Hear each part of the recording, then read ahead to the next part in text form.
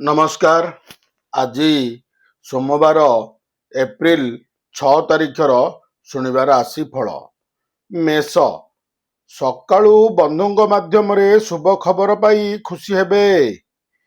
Tension କାରଣରୁ ଆଜି କୌଣସି କାମ କରିବାକୁ ଆଦୌ ଇଚ୍ଛା ହେବ ନାହିଁ। ପଡ଼ୋଶୀଙ୍କ ସହାୟତାରେ ବ୍ୟବସାୟ କ୍ଷେତ୍ରରେ କେତେକ ସୁବିଧା ସୁଯୋଗ ପାଇବେ। ଆନୁଷ୍ଠାନିକ କାମ କିମ୍ବା ନିର୍ମାଣ କାମ ଆଗକୁ ବଢ଼ାଇବା ପାଇଁ ପଦକ୍ଷେପ ଗ୍ରହଣ କରିପାରନ୍ତି।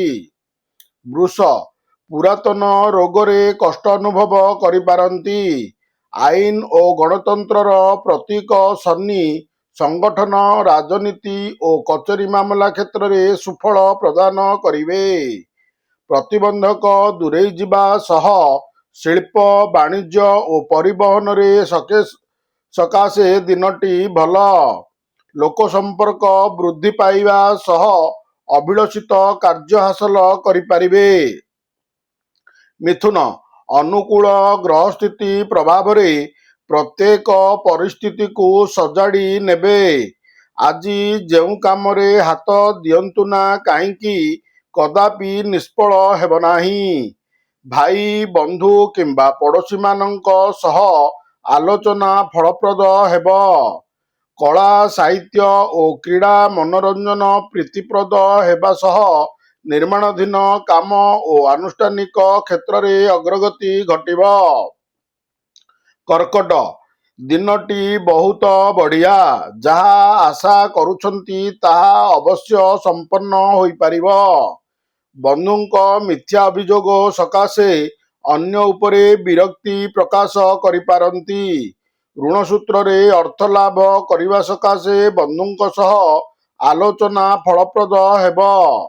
କର୍ମକ୍ଷେତ୍ରରେ ସହକର୍ମୀଙ୍କ ସହ ସାମୟିକ ମତାନ୍ତରର ଆଶଙ୍କା ରହିଛି। ସିଂହ, ପ୍ରତ୍ୟେକ କାମ ସଂଘର୍ଷ ଓ ସମସ୍ୟା ମଧ୍ୟ ଦେଇ ହାସଲ କରିବେ।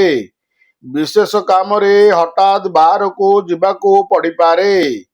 ଏଣେ ପରିବାରରେ ଭୁଲ ବୁଝାମଣା କାରଣରୁ ସ୍ତ୍ରୀଙ୍କ ସହ ମତଭେଦର ଆଶଙ୍କା ରହିଛି।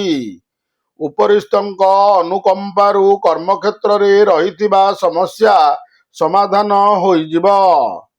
କନ୍ୟା, ବିଶେଷ ଅସୁବିଧା ନହେଲେ ମଧ୍ୟ ନିଜ ଲୋକଙ୍କ ବିରୁଦ୍ଧାଚରଣ ବେଶି ବାଧିବ। ଗତକାଲିଠାରୁ ଯେଉଁଥିପାଇଁ ଚିନ୍ତିତ ରହିଛନ୍ତି ସେଥିରେ ସଫଳତା ପାଇବେ। ପାରିବାରିକ ପରିସ୍ଥିତି ଗମ୍ଭୀର ରହିବ।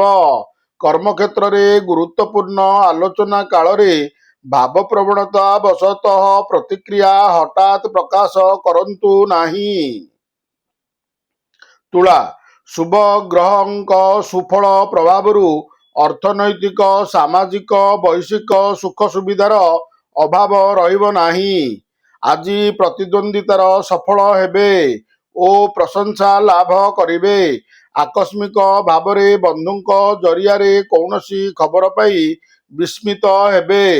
ଉଚ୍ଚାରୋହୀ ରବିଙ୍କ ପ୍ରଭାବରୁ ପଦସ୍ଥ ବ୍ୟକ୍ତିବିଶେଷଙ୍କ କ୍ଷେତ୍ରରୁ ଉପକୃତ ହେବେ।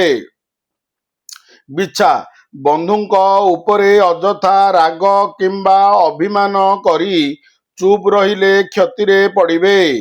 ସବୁ ସମୟରେ ଅଯଥା କଥା ଚିନ୍ତା କରି ମନକୁ ଭାରାକ୍ରାନ୍ତ କରିପାରନ୍ତି। ସାମାଜିକ, ରାଜନୈତିକ କିମ୍ବା ଆନୁଷ୍ଠାନିକ କାର୍ଯ୍ୟରେ ଯୋଗ ଦେଇପାରନ୍ତି। ବନ୍ଧୁଙ୍କ ସହ ଆଳାପ ଆଲୋଚନାରେ ସମୟ ଅତିବାହିତ କରିବାର ସୁଯୋଗ ପାଇବେ। ଧନୁ, ଚନ୍ଦ୍ରଙ୍କ ପ୍ରଭାବରେ ମନରେ ଯାହା ଥାଉନା କାହିଁକି ଉପରେ ହସି କଥା କହି ପ୍ରିୟଭାଜନ ହେବେ। ପଡ଼ୋଶୀଙ୍କ ସହାୟତାରେ ପାରିବାରିକ ଅସ୍ଥିରତା ଦୂର ହେବ। କର୍ମକ୍ଷେତ୍ରରେ ଅବହେଳିତ କାର୍ଯ୍ୟ ସକାଶେ ଅନୁତାପ କରିବାକୁ ପଡ଼ିପାରେ। ଆର୍ଥିକ ଦିଗରୁ କେତେକ ସମସ୍ୟାର ସମ୍ମୁଖୀନ ହେବାକୁ ପଡ଼ିବ।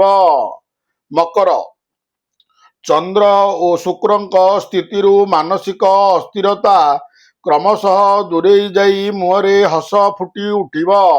ଆଗାମୀ ଆଶା ଓ ଭରସାକୁ ନେଇ ବିଭିନ୍ନ ପ୍ରକାରର କଳ୍ପନା ଜଳ୍ପନା କରିପାରନ୍ତି। ଯାତ୍ରାରେ ଜିନିଷପତ୍ର ପ୍ରତି ସତର୍କ ରୁହନ୍ତୁ। ନତୁବା ଅଦଳ ବଦଳ ହୋଇଯାଇପାରେ। ଆନୁଷ୍ଠାନିକ କାମରୁ ଖୁସି ରହିବେ ଏବଂ ପ୍ରଶଂସିତ ମଧ୍ୟ ହେବେ। କୁମ୍ଭ, ଆଜିର ପ୍ରତ୍ୟୁଷ ଯାତ୍ରା ଫଳପ୍ରଦ ହେବ। ଦ୍ୱିତୀୟସ୍ଥ ରବି ପାରିବାରିକ ସମସ୍ୟା କିମ୍ବା କଳହ ସାଙ୍ଗକୁ ଧନହାନି ଘଟାଇପାରେ। ସମସ୍ୟା ବଢ଼ିବାରୁ ଭାବପ୍ରବଣତା ଆପଣଙ୍କୁ କେତେକ ମାତ୍ରାରେ ବିବ୍ରତ କରିବ। ଅତି ଭଲ ସମ୍ପର୍କ ଥିବା ବନ୍ଧୁଙ୍କ ସହ ଯୋଗାଯୋଗ କଲେ କେତେକ ମାତ୍ରାରେ ଉପକୃତ ହୋଇପାରନ୍ତି। ମୀନ, ଦ୍ୱାଦଶାଧିପତି ଚତୁର୍ଥ କେନ୍ଦ୍ରରେ ଅବସ୍ଥାନ କରିଥିବାରୁ ବନ୍ଧୁଙ୍କ ସହ ଦୂରଯାତ୍ରା କରିପାରନ୍ତି। ସାହିତ୍ୟ, ସଙ୍ଗୀତ ଓ ଚଳଚ୍ଚିତ୍ର କ୍ଷେତ୍ରରେ ସମସ୍ୟା ସମାଧାନ ହୋଇଯିବ। ରାଜନୀତି, ପ୍ରଶାସନ କ୍ଷେତ୍ରରେ ଉନ୍ନତମାନର ଫଳ ପାଇବେ। ବ୍ୟବସାୟିକ ସ୍ଥିତି ପୂର୍ବପରି ରହିବ। ପାରିବାରିକ, ଅର୍ଥନୈତିକ ଓ ବନ୍ଧୁ ସମ୍ପର୍କ ମଧ୍ୟ ଊଣା ହେବ ନାହିଁ। ନମସ୍କାର।